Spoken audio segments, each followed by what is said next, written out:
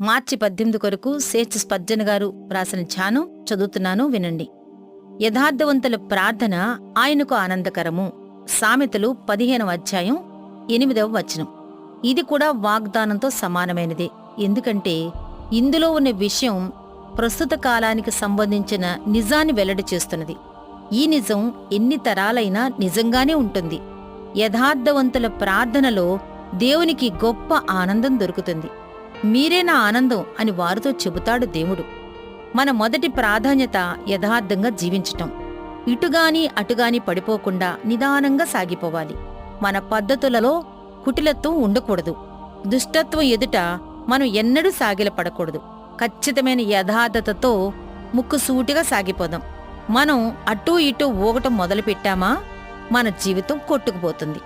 వంకర మార్గాల్లోనికి వెళ్లడానికి మనం ప్రయత్నిస్తే మనం ప్రార్థన చేయలేం. ఒకవేళ ప్రార్థించినా ఖచ్చితంగా ఆ ప్రార్థనలు పరలోకం చేరవు. మనం తిన్నని మార్గంలో ఉండి దేవుడు బయలుపరిచిన చిత్తాన్ని అనుసరిస్తున్నామా?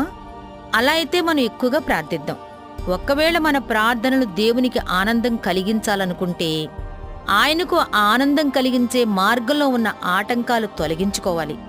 మన ప్రార్థనలోని వ్యాకరణాన్ని ఆయన పట్టించుకోడు. ప్రార్థనలోని ఉపయోగించే భాషాశైలిని గూర్చి ఆలోచించడు. పద్ధతి ప్రకారం సరైన క్రమంలో ప్రార్థించావా లేదా అని చూడడు. ఈ విషయాలన్నిటినీ మనుషులు పట్టించుకుని నిన్ను తృణీకరించవచ్చు.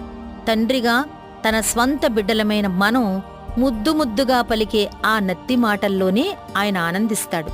పసివారైన తన కుమార్తెలు చేసే సామాన్య ప్రార్థనల్లో ఆయన సంతోషిస్తాడు. ప్రభువు ఆనందిస్తున్న ఆ ప్రార్థనల్లో మనం ఆనందం పొందాలి కదా. రండి, మనం ఆయన సింహాసనం దగ్గరకు మాటిమాటికి వెళ్ళివద్దాం. మన ప్రార్థనలకు తగిన కారణాలున్నాయని ప్రభువుకు తెలుసు కాబట్టి ఆయనకు కృతజ్ఞతావందనాలు చెల్లిద్దాం.